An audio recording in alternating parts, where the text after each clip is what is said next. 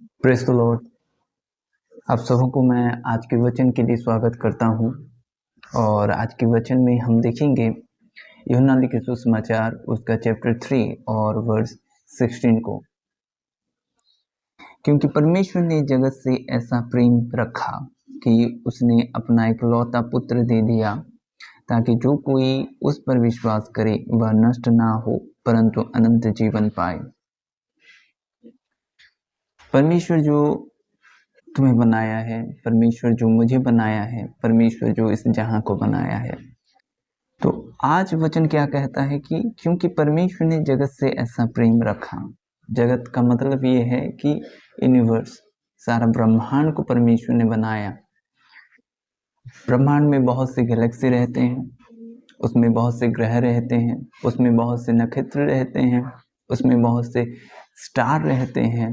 उसमें एक ग्रह पृथ्वी है जिसमें सिर्फ जीवन पाया जाता है, जिसमें आप रहते हो, जिसमें मैं रहता हूँ। और हमारा परमेश्वर इस जगत को प्रेम करता है। जो तुमको बनाया, जो मुझे बनाया, वही परमेश्वर हमें प्रेम करता है। और आइए कि आगे क्या लिखा है कि उसने अपना इकलौता पुत्र दे दिया, ताकि जो कोई उस पर विश्वास करे वह नष्ट ना हो परंतु अनंत जीवन पाए। परमेश्वर ने अपना इकलौता पुत्र दे दिया, जो 2025 साल पहले आए थे, जो प्रभु यीशु मसीह थे, जो स्वयं परमेश्वर थे। अगर मैं आदि की बात बताऊं तो परमेश्वर ने कहा कि ये हो जाए, वो हो गया। सूर्य बन जाए, बन गया। समुद्र दो भाग हो जाए, हो गया। यानी जब हम कुछ बोलते हैं, हमारे अंदर से वचन निकलता है। यानी पिता के अंदर पुत्र थे, यानी वो दोनों एक थे।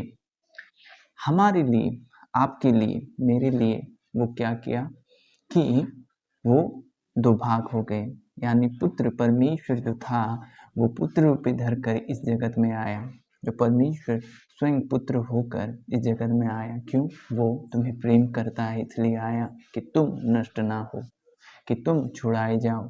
क्योंकि वो जगत को बनाया है, इसलिए वो जगत को प्रेम करता है। जिस जगत में तुम पाए जाते हो, जिस जगत में तुम रहते हो, जिस जगत में तुम काम करते हो, जगत के एक ग्रह में तुम पाए जाते हो जिसका नाम पृथ्वी है।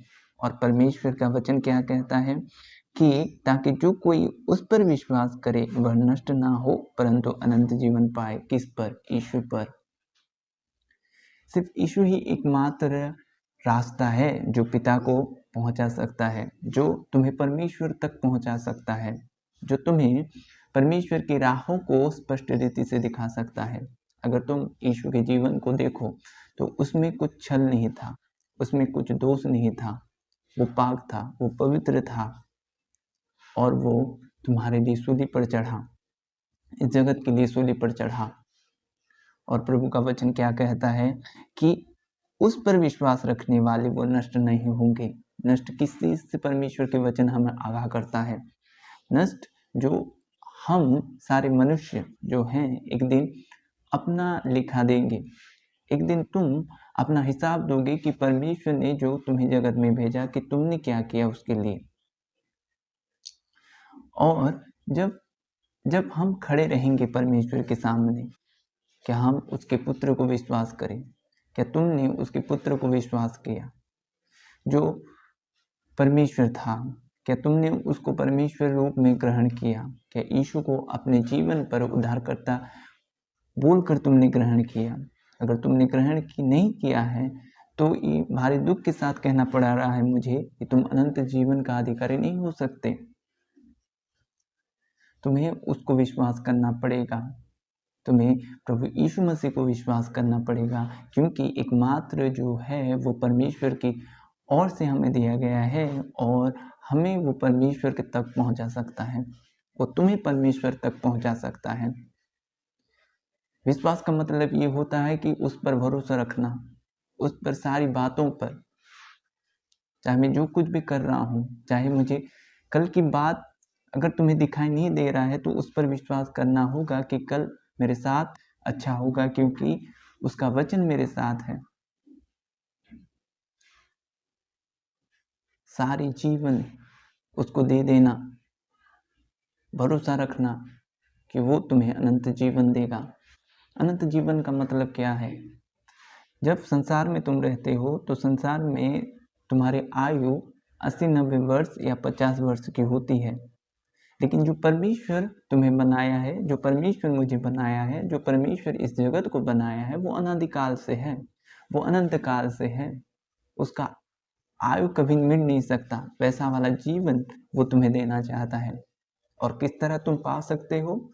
उसके पुत्र पर विश्वास रख कर तुम पा सकते हो। उसके पुत्र को, जो प्रभु यीशु मसीह है, उद्धार कर्ता रूप ग्रहण करके तुम अनंत जीवन पा सकते हो। जो स्वयं परमेश्वर है, तुम उसे उसके पुत्र के तौर से उसको ग्रहण करना पड़ेगा, उसको परमेश्वर के तौर से ग्रहण करना पड़ेगा अपने जीवन पर। वो तुम्हें प्रेम करता है, इसलिए तुम्हें इस वचन को देता है आज कि तुम इस वचन को ग्रहण करो, प्रभु यीशु मसीह को ग्रहण करो और उसके विश्वास में बढ़ो, उसको भरोसा रखो। वो तुम्हें अनंत जीवन देगा। वो तुम्हें नरक नहीं भेजना चाहता, वो तुम्हारे आत्मा को नष्ट नहीं करना चाहता। जेनेसिस, अगर आदि पुस्तक में जब परमेश्वर आदम को बनाया, अपना आत्मा वहां पर उंडेल दिया, अपना अंश वहां पर उंडेल दिया। वो परमेश्वर तुम्हें भी बनाया है। परमेश्वर किस पशु को अपना आत्मा नहीं देता, किसी पशु को वो ये अपना आत्मा नहीं देता। वो सिर्फ तुम्हें दिया है, मुझे दिया है, मनुष्य को दिया है। और वो ही चाहता है कि तुम उद्धार पाओ, अनंत जीवन पाओ। परमेश्वर का वचन आज स्पष्ट रीति से तुम्हें बात करता है। चुनाव करना तुम्हारे हाथ में है। जीवन का रास्ता तुम्हें परमेश्वर का वचन बता दिया है। प्रभु इस वचन के द्वारा तुम्हें आशीष करे। आमीन। अब मैं तुम्हारे लिए प्रार्थना करूंगा कि तुम प्रभु को ग्रहण करो, प्रभु को जान सको, सच्चे परमेश्वर को जान सको, हर एक बंधन तुम्हारे जीवन से टूटे। पिता, मैं आपके लोगों के लिए धन्यवाद देता हूँ खुदावंत। प्यारे प्रभु जी, जो प्रभु आप पर विश्वास करते हैं, ये स्वामी धन्यवाद देता हूँ जो लोग इस वचन को सुने हैं खुदावंत। प्यारे पिता, ये आपकी ओर से हुआ कि ये वचन उनके जीवन पर सुनाए जाए और कार्य किया जाए। प्रभु होने दे खुदावंत, हर एक बंधन को मैं तोड़ता हूँ यीशु नासरी के नाम से। प्यारे प्रभु जी, आपके पुत्र को ग्रहण करने के लिए आप अनुग्रह करें। जो अनंत जीवन आपने दिया है खुदावंत, उस अनंत जीवन के अधिकारी बना दें उनको खुदा। और प्रभु यीशु मसीह पर विश्वास रखें, ऐसा अनुग्रह करें, ऐसा मन दे खुदावंत। प्रभु उनका बुद्धि विश्वज विचार प्रभु उनका आड़ा ना आए खुदावंत। जो दिल कहता है खुदा, जो आपके वचन कहता है खुदा, जो आपकी आत्मा उनको अगुवाई करता है खुदा, वैसा चलें खुदावंत। प्यारे पिता, आपकी स्तुति हो उनके जीवन पर खुदावंत। प्यारे प्रभु जी, अनुग्रह में बढ़ाएं खुदा, दया में बढ़ाएं खुदावंत। प्रभु जी, आप दया करें यीशु नासरी के नाम में। आमीन। God bless you.